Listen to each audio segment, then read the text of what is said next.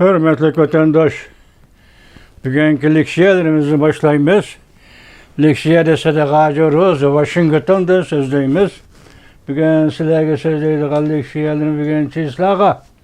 Leksiyadan avval çizlağı 2024 yıl 6. ayının 7. günü.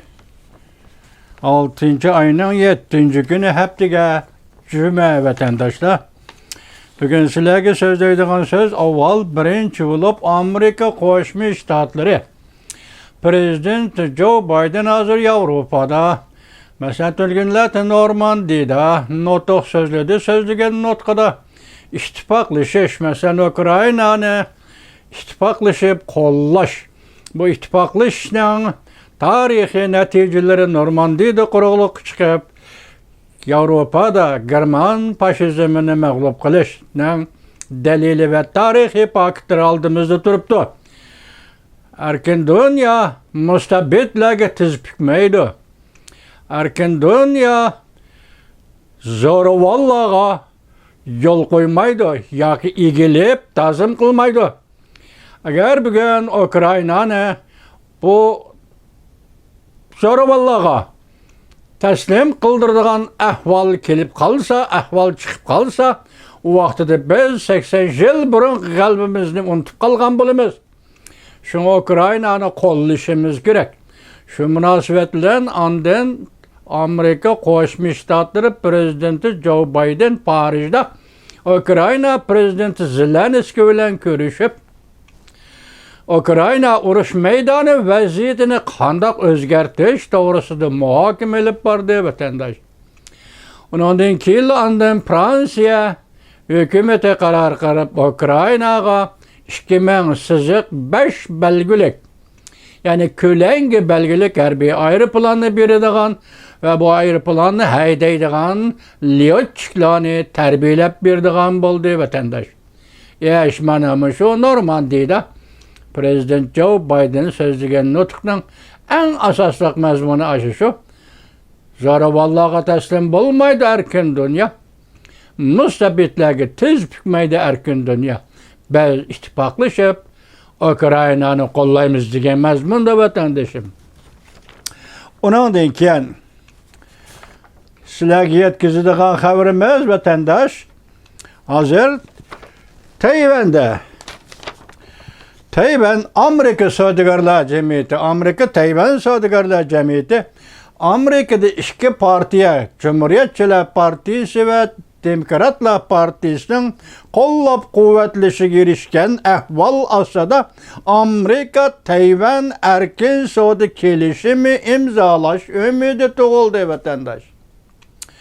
Bulup mu növbette elip berilvatkan savcı sohbeti ilgirleşken ahvalda. İnsanlarda bak, ötken yıl 2023 yılı 5. ayının 25. günleri etrafında Washington'da Tayvan'ın Saudi vekiller ümük bilen Amerika Koşmuş Ştatları Saudi Cemiyeti yaki Saudi vekili oturdu sohbet ötküzüp nayet zor neticelerini kolga keltirgen idi.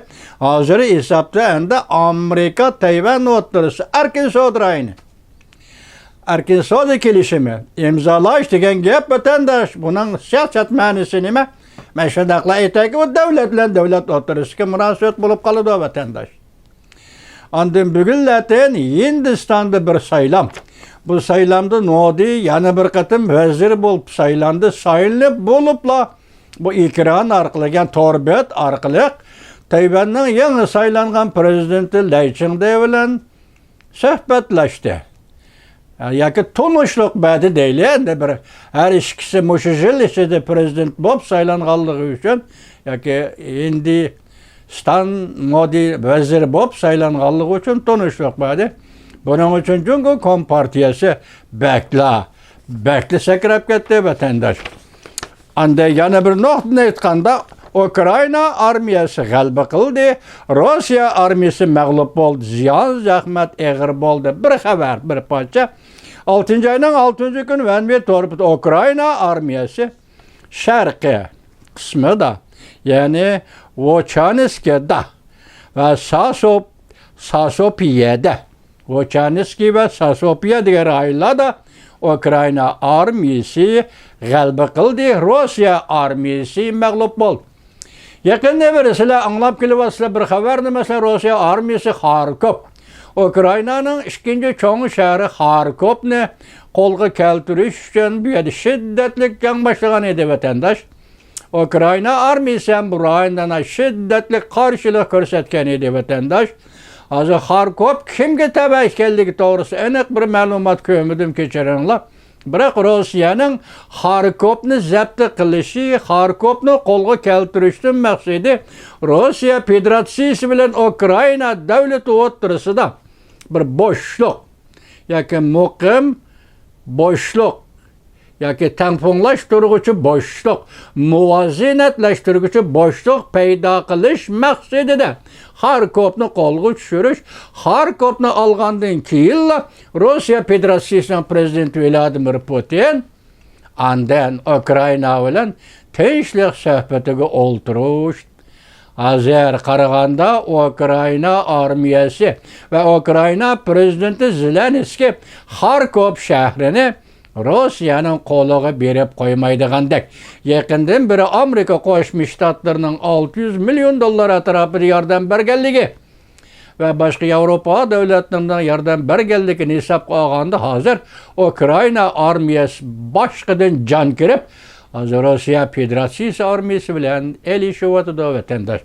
Bu Yevropaning vaziyati. Anda Normandiyada prezident Joe Biden'ning davlat boshliqlari bilan ko'rishib ittifoqlikni, Yevropaning ittifoqligini, erkin davlatlar ittifoqligini ta'kidlaganligi, bu orqali 80 yillik Normandiyada qirollik chiqishining xotiri kunini xotirlash bilan birga bugun ham yana shunday ittifoqlashib zo'ravonlarga qarshi turishini ta'kidlaganligi, bugungi bu vaziyatning bir nuqtasi ham muhim nuqtasi vatandoshim. Endi yana bir xabar, andan Amerika Qo'shma Shtatlari boshchiligida 17 davlat vatandosh birlashma bayonot e'lon qilib, urush to'xtatish va murossalashni talab qildi. Bu urush qaysi urush? Hamas Isroiliya urushi, ya'ni O'rta Sharq urushi. Mavzuli xabar 6-oyning 6-kuni Vanvit orbitida e'lon qilindi. Xabar mundaq boshlandi deyli.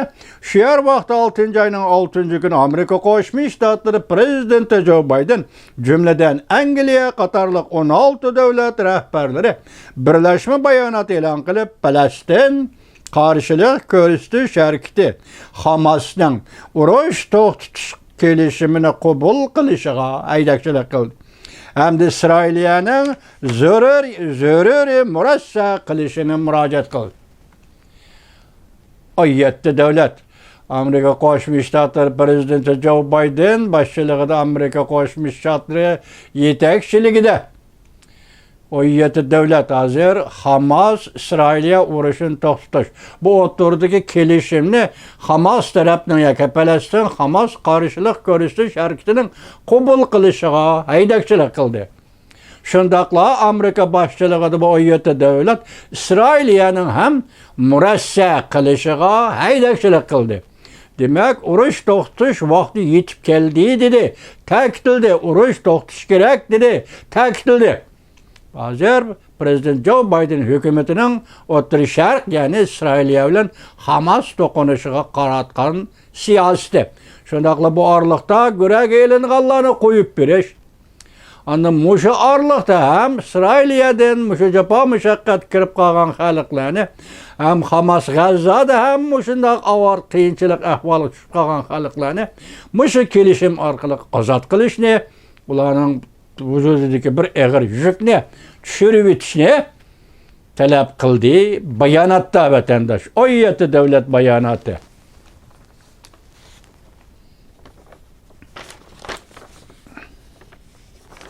Oyatda davlat bayonoti. Endilikda sizlarga so'zlaydiganimiz, vatandosh, siz diqqat qilasiz, bu so'zimizga boshqacha diqqat qilasiz.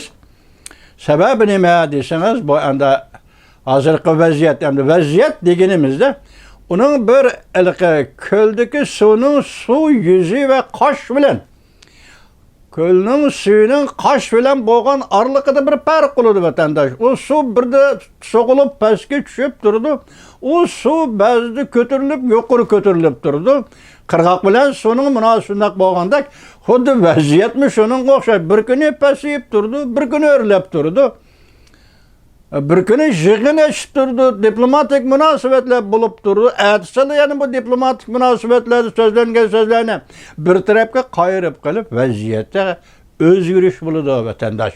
Mana qarang, buni diqqat qilib anglang.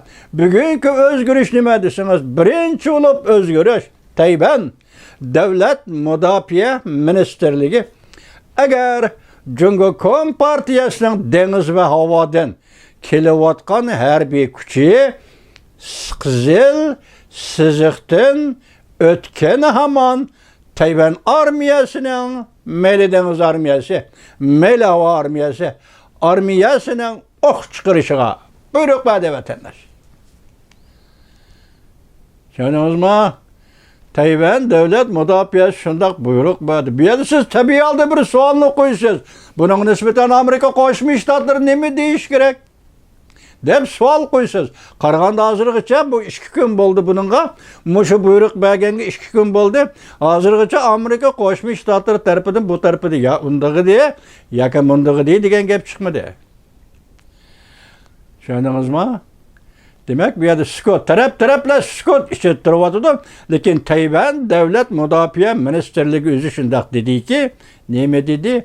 Qizil siziqdan o'tgan hamon o'q chiqarish.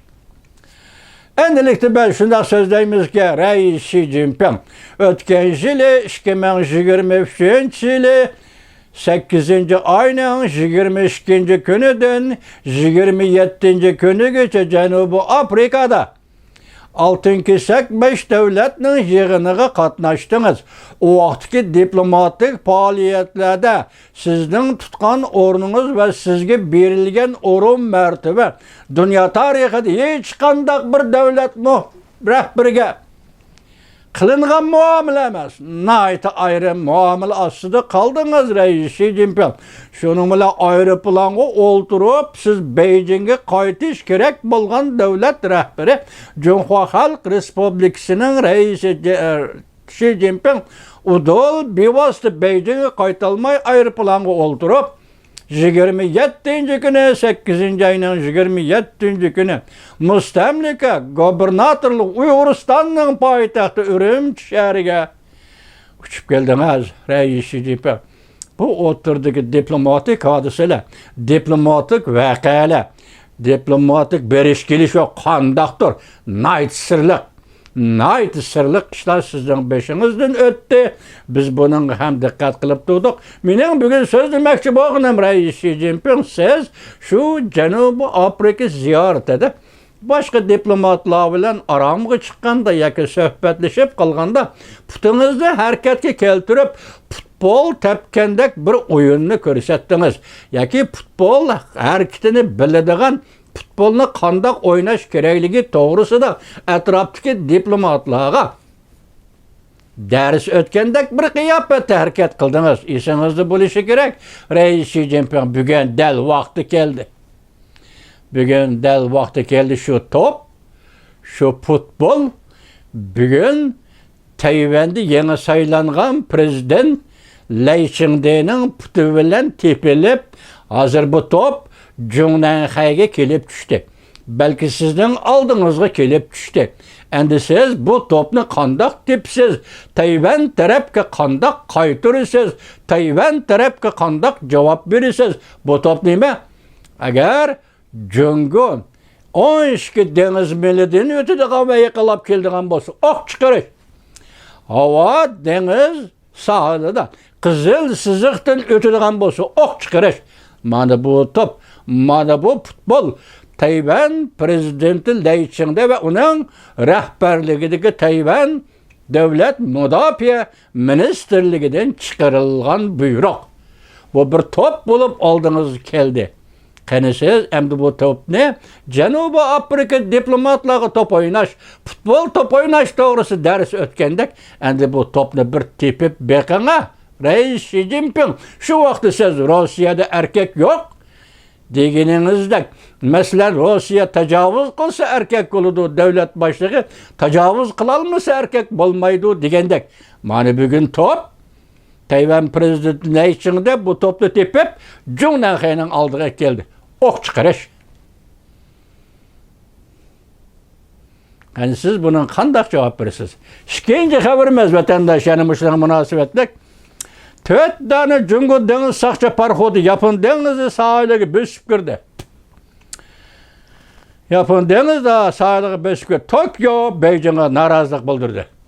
Tokyo dedi ki bu parhodlağa zembrek, küçük tiplik zembrek ve pilimot uğurlaştırılgan. Bu deniz sakçı kısımları Senkaku deniz sahalığı yetip gelindi. Biz katlık narazılık bildirimiz. Tünügün mesele haber kımeden bu haberini erzimemdi dedim. Tünügün takat Kore'nin Seul şehrinde Cungo'nun diplomatı, Japonya diplomat, devlet başkanı mı? Devlet başkanı Cungo'dan Lee Chang geldi. Kore devlet başlığı 3 devlet. Kore, Cungo, Japonya 3 devlet başlıkları. Cungo'nun Lee Chang veziri yığın katışıp Kore'si oldu yığın açıldı. Bular neme deyildiğimine sizlerge sözlüğüm dikkat kılgınma kelmedi. Erzimeydi deyip qardım mevzemçe bana bugün geldi o. Üç gün bular bombayla hazır şu yığın açılıp durup Seul'da bugün Cungo'nun deniz sakçı kısımları Japonya deniz sağlık, deniz sakçı kısımları hücum kılıp girdi vatandaş. Bunun küçük tiplik zembrek ve pilim motorulaştırılan parhotlar vatandaş. Bu bir igvagarçılık. İntayın zor ve intayın çok igvagarçılık. Yani bir haber. Mesela Prezident Amerika Birleşik Ştatları Prezidenti Joe Biden Paris'da Ukrayna Prezidenti Zelenskiy bilen görüştü. Ukrayna uruş meydanı vaziyetini kandak özgertiş doğrusunu fikirleşti. Mavzuluk bu haber 6. ayının 7. günü ve yukarı haber mi 6. ayının 7. günü Amerika Ovası'nın Xitay tili programı ilan kılındı. Yana bir haber vatandaşım. Prezident Joe Biden askeri çıkarışqa yeşil çırak yakıp verdi. Birinci zerbe biriş kaidesi özgerdi. Azatlık armiye 12 deniz milliğe yakıllap kelgiçe ot içqa ruhsat kıldı. Alqılıq beytler 6. ayının 7. günü. Ala şəhərine deyimiz. Siz şunun dikkat kılın, yakında geplergimiz bir hafta değil, uzarak boğandı bir hafta, tor betimen silahı yetkizdim. 2 katım hazır, yani 3-4 tor biti kengaydı. Rusya ile Cungo'nun münasebeti bozuldu. Tünügün dedi Rusya prezidenti Vladimir Putin, Cungo hakiki düşman dedi. Bugün kilovatkan haberdemde Rusya ile Cungo oturursunuz ki enevi soda, ticaret münasebetlerinin ramkısı bozuldu dedi. Bu bir kettima. Onun deyken Tayvan'ı 27 yürüyüşlük Amerika Birleşik Ştatları harbiy sanaat savdogarları yetip geldi dedi vatandaş. Bu bir kettima. Vaziyet benim şunda kesip oldu, kilip durdu vatandaşım. Bu bir kettima. Anandaki yana vaziyetimiz nimeti. Hazır isimden çıktı geçirenler. Bana şu vaziyetle şu bir hafta içinde özgürüp geliyordu vatandaş. Endilik hazır Ukrayna'ya yardım birişini birinci rongu koyuyor. Ukrayna'ya Fransiya harbiy ariplan belgendek yani şundak yardımlar gelişilen Ukrayna vaziyeti özgertildi. Bunun nispeten Rusya Federasyası'nın tutkan siyaseti neyme? Yani yukarı kadar popuzlu karakterlik bulamdı onu olmaydı. Bırak bir yerde ben tünügün bir dedim, bugün bir eyde siz Uygur, ben Uygur, dikkat kılıdığın en mühim mesele Rus-Xitay münasebetinin dakika işideki ya ki selbi tarafki özgürüşü ya ki icabi tarafki özgürüşü. Yani bu siz bilen biz dikkat kıladığın en mühim mesele de tünügün dedim. Bugün hem şundak deymen vatandaşım. Çünkü Uyguristan meselesi Rus bilen Xitay oturusudaki meseledir. Uyguristan meselesi Avro Asya'nın merkezi meselesidir. Uyg'uriston masalasi G'arb dunyosining, bo'lib Amerika Qo'shma Shtatlarining O'rta Osiyoga madaniyat, ma'rif, fan, texnika, ilmiy, savdo, tijorat bilan kirib kelishi masalasidir.